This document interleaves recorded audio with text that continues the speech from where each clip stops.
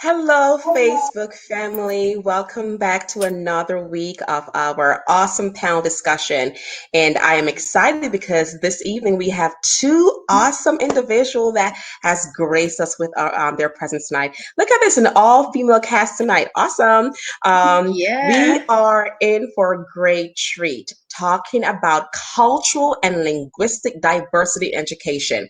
Now, as you know, our platform here, myself and Dr. Samuels, is to make sure that we bring to you those conversations that are important, timely, and beneficial for you and your family and your children. So tonight we're talking about cultural and linguistic diversity in education.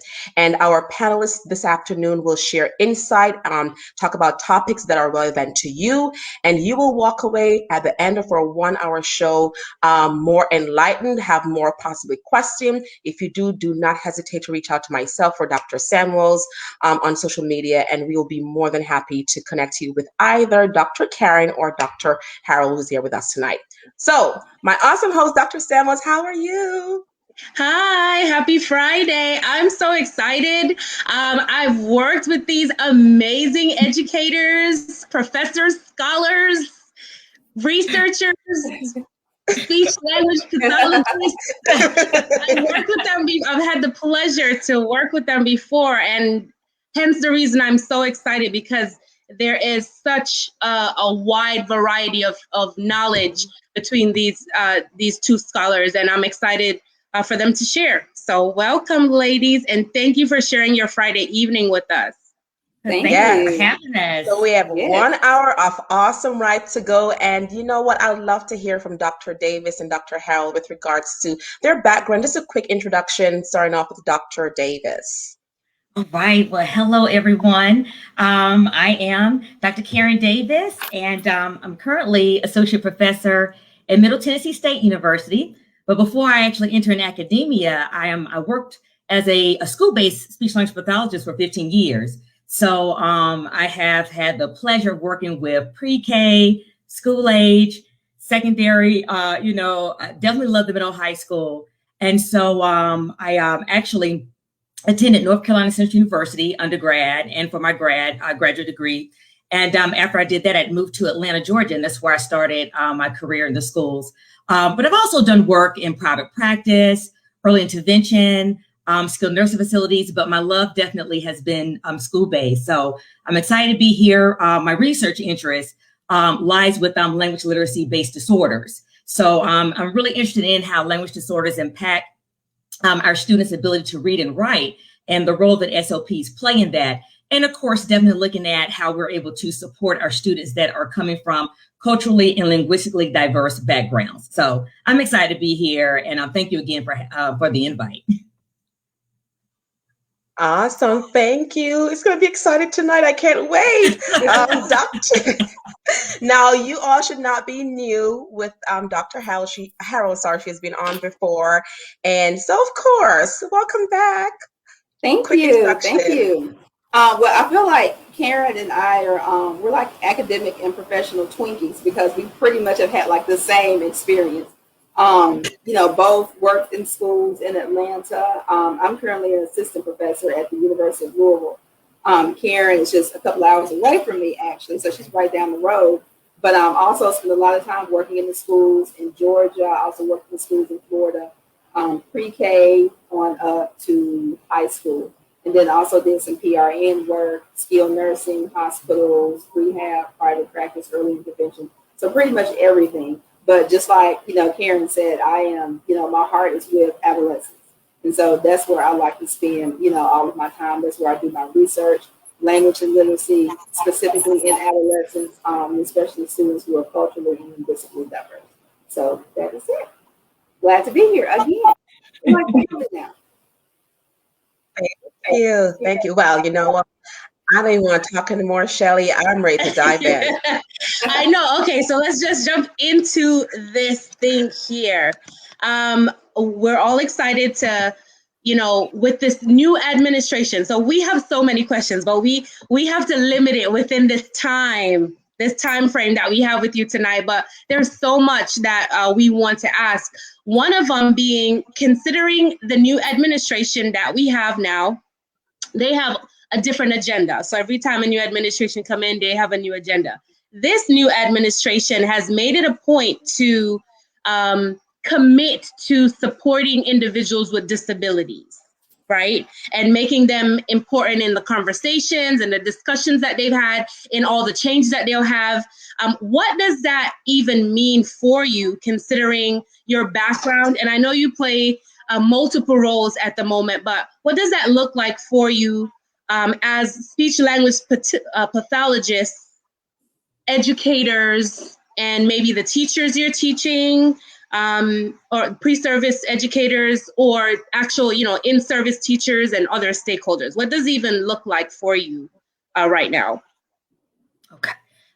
Okay. So I think when I look at Biden's administration, and like you said, all the policies and even the language that he talks about, especially with the Equality Act. So there's been a lot of, I think, terminology added. And of course, you see a lot of verbiage about the LGBTQT A plus population, in addition to race, ethnicity, religion, gender, and so forth. And so I think for us as speech language pathologists, it really is going to force us, I think, to take a little bit more attention and effort in regards to advocacy, and really lobbying more for our needs and who we are and the stake that we have in serving our students. I think the thing that we struggle with a lot, especially in the school system, is people really understanding what we do, and we're not these magical professionals that take kids and just do these fun things, but really understanding that we are part of the strategic plan. And we have unique skill set that lends itself to student academic outcome. So I think understanding how to advocate for funds that could help us with professional development, strengthening, I think, our curriculum at the college level, recruitment and retention efforts. That's the other thing too. We do not have enough diversity within our field. And I mean, we're dealing with people, not just talking about race and ethnicity, but I'm talking about individual with disabilities. Because we, involved in that, there's a lot of things that we take for granted. And I think this is something that I learned when I was taking a course in exceptional education. I think about Dr. Decker at UCF, really understanding the needs broadly. And so I think for us, really understanding our stake in lobbying and advocating a lot more, and getting people, I think, involved, I think politically or at the table. So when they're getting advisors to serve on these committees, we need speech language pathologists, we need audiologists, we need special educators that are involved in the conversation, just like how nurses and others are saying, hey, if we're going to talk about COVID-19, I need to be at the table. Well, so do we. And just to add to some of what Karen was saying too, I was just actually talking with a group at one of my alma maters today, and we were just talking about just, like Karen was saying, just having a seat at the table and just advocating for ourselves and for our profession. A lot of times in the schools, like Karen said, this is 2021. People still don't know what we do. They still don't know what we bring to the table. They still just focus on speech pathologists and totally disregard the speech language pathologists, because we're way more than fixing R's and S's. There's that whole language piece, and we have to, like Karen says, we have to have a seat at the table. But then, too, this is about teaching our students, because now, in the position that we're in, we're training the next, set of speech language pathologists. So even training them on how to be advocates, how to go out there, advocate for themselves, advocate for the profession. And like Karen said, just making sure that they're stepping up and making sure that they have a seat at the table when all those decisions are being made, because we play a big part, when you start talking about language, the academics. It's hard to do some of these things and to maneuver some of these places without, having us there at the table, to give our input. Wow. And that is a great point. The point you made reference to a while ago is that basically when you think about speech language, they take out a portion of, where you both come into play. And I like how Dr. Davis mentioned that being at the table and being able to provide insight and input as someone who is there on the front line, seeing it and hearing the concerns that are there is so essential. And that's why when we talk about the cultural and linguistic diversity education, we have to make sure that with our diverse population, we make sure everyone that is able to provide support is included at that table. Of course, with the ongoing pandemic, it's not over, it's still going on. I'd love to hear from both of you with regards to how has the pandemic impacted your teaching and your research? It has been interesting. I think that, when you look at various platforms and people are discussing this, we tend to list the negative a lot, but I will say there have been some positive in regards to how I teach. I think that I've learned that there are certain courses that I am teaching where remote learning works. And of course, when I've seen people share, they say, my child's in college and they're just watching pre-recorded videos and just, navigating by themselves. But for me, anything that I do has been remote, is synchronous like this. We're here together and we're talking. But I will say, being at MTSU, my program, we only have an undergraduate program. And so the undergraduate students were just not used to it. So I will say last semester, it was a lot to balance their emotion. I think their fatigue. So trying to just understand and be empathetic and be patient with our students. I think even in regards to research, we've had to probably resort more to qualitative survey research, which isn't a bad thing. I think that we have learned to be quite creative and think about ways to research. I think that what is happening, what is going on. So maybe when we finally, I guess, adjust to kind of a new normal, we can think about those actual group designs. And honestly, I'm actually involved in some group design research now with our students, though, because our university has put in place great guidelines. Our students have really been adhering to it. So we're very cautious and safe. But I think to do the real nitty gritty grunt work within the schools, absolutely not. We have not been able to do that. And that's been a challenge. So we've been trying to think about how to maybe tap into some other concepts and topics that we can actually conduct through, I think, great survey or interviews or, your phenomenological research. But it definitely has put a hold. We've had to be creative. But I think there's some pros and cons in regard to the teaching. But I will say I've learned how to be creative with technology. I think I've learned a lot of tools that I had just stayed away from when I was face to face. But I think it has allowed me to try to, use some new things and free up some time to do research and service so that I can get some tenure. So, yeah.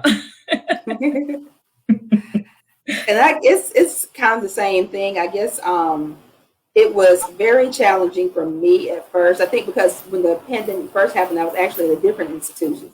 And so I just did that one class online for like a few weeks. And it wasn't that bad because those were the students I had been with. I knew them, we were struggling together. So we were making it work. But then I started a new institution in the fall. And so, the students were not as forgiving, I guess I would say. And so it was a little bit difficult because it was trying to navigate everything that they were wanting me to do because they were still wanting to do some things hybrid. And I just, it was hard trying to be on, Zoom one week and then the next week we're face to face. It's like, it just isn't making a lot of sense. But I feel like it really pushed me out of my comfort zone because Karen was saying, I had to start figuring, some of the stuff I'm doing now in Zoom, I had no idea we could even do. Right. It's like, how come I didn't know I could have been doing some of this stuff earlier?